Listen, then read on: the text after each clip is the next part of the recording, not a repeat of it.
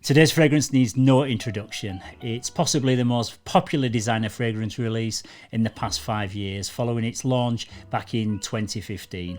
This is Dior Sauvage Eau de Toilette, and to find out whether this is still worth buying in 2020, stay tuned to Mags Frags.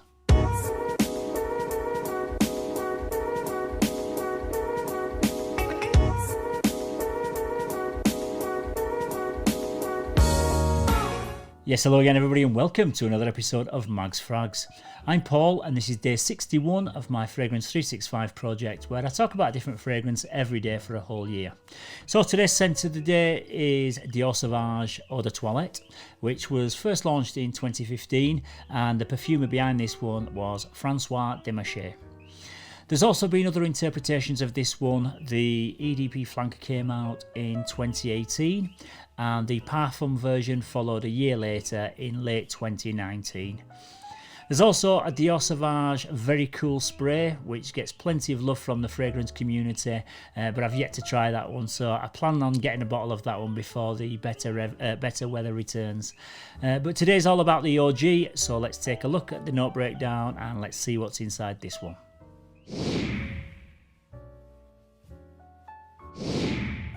Yeah, the top notes in this one are bergamot and pepper. In the mid, we've got Sichuan pepper, lavender, pink pepper, vetiver, geranium, patchouli, and elemi. And in the base, there's ambroxan, cedar, and labdanum.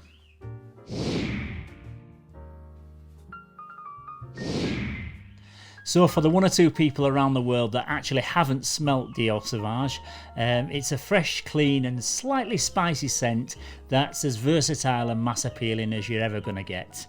It opens up very bright with the bergamot and Sichuan pepper, producing a very tangy and quite bitter citrus accord, but this soon fades, and after the first 20 seconds or so the other notes start to come through and the fragrance kind of sweetens up a touch. This is when you get your first hit of the note of ambroxan, which this fragrance is famous for. In fact, if you type in ambroxan into a Google search engine, an ad for this fragrance will pop up.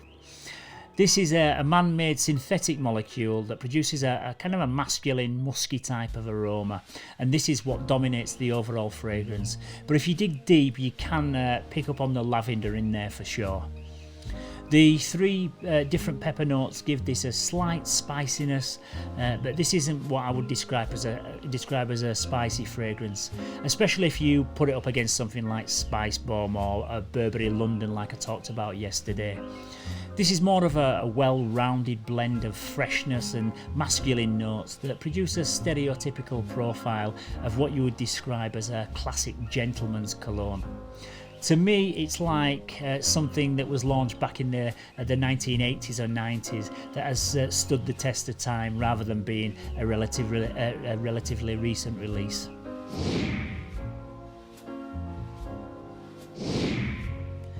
This is a Dior fragrance, so if you're into your fragrances, then I may as well just skip to the next section because you'll probably know what's coming. The attention to detail in presentation, build quality and spray quality is leagues above any other fragrance brand in my opinion. You really do get a sense that you're wearing something special when you own a Dior. This one comes in a dark ink blue cylindrical bottle that you can just about see through if you hold it up to the light. On the front there's the name of the fragrance and we've got the brand name at the bottom there, which is printed in white. The cap is magnetic, and I love this little feature where no matter how you put the cap back on, it'll always spin and snap into place so that the logo on the top sits parallel with the branding on the front. The atomizers are also widely regarded as the Rolls Royce of spray quality, and you'll only appreciate this when you try it for yourself. I know it doesn't seem like much, but these little things make a difference in how you feel about a product. This is a 200ml bottle, which is massive in the hand when you're holding it, and it feels really heavy and chunky. But there's also other sizes, including a 50ml and a 100ml variant.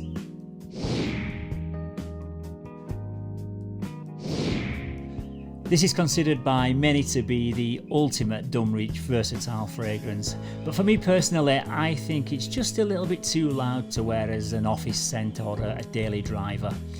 I would consider this to be more of a night out fragrance when you're really wanting to make an impression and to get yourself noticed.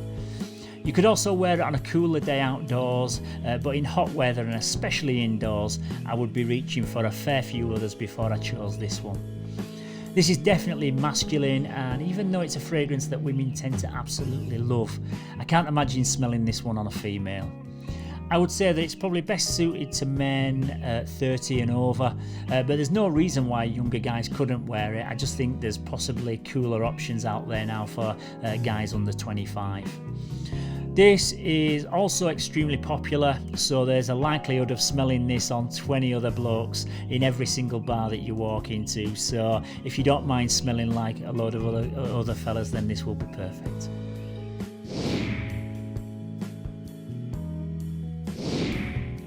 This is a loud and in-your-face fragrance with a huge projection, and it lasts for a good 8 to 10 hours easily.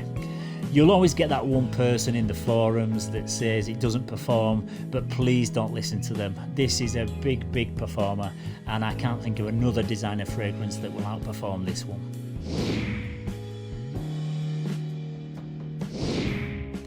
Dior Sauvage is a beautiful smelling scent, but its popularity will often turn many fragrance enthusiasts or snobs away from it, with some even giving it a bit of a hard time. But if I lined up 100 different fragrances in clear bottles and selected 100 guys that weren't necessarily into the fragrance game and invited them to smell them all, I would bet that this one would feature in almost every top 10.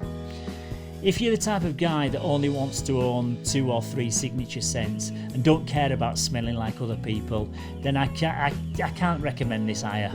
In my opinion, it has to be in every man's collection. It performs like a monster, the presentation is first class, and the smell is the biggest crowd pleaser that you'll ever get. So for me, this will always be a 10 out of 10 fragrance, even in 2021. So start dropping hints to your partners, because Christmas is coming up and this would make an ideal gift to get you through next year.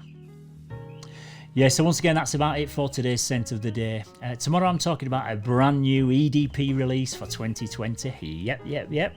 So don't forget to tune in for that one to find out which one I'm talking about. Also, if you found this video useful, please don't forget to give it a like and subscribe to the channel. As always, it's great to hear your opinions on all these fragrances, so don't forget to keep your comments coming down in the comments section. So until next time everybody, as always, thank you very much for watching. Stay safe, keep smelling fresh, and I'll see you tomorrow for another one. Bye bye for now.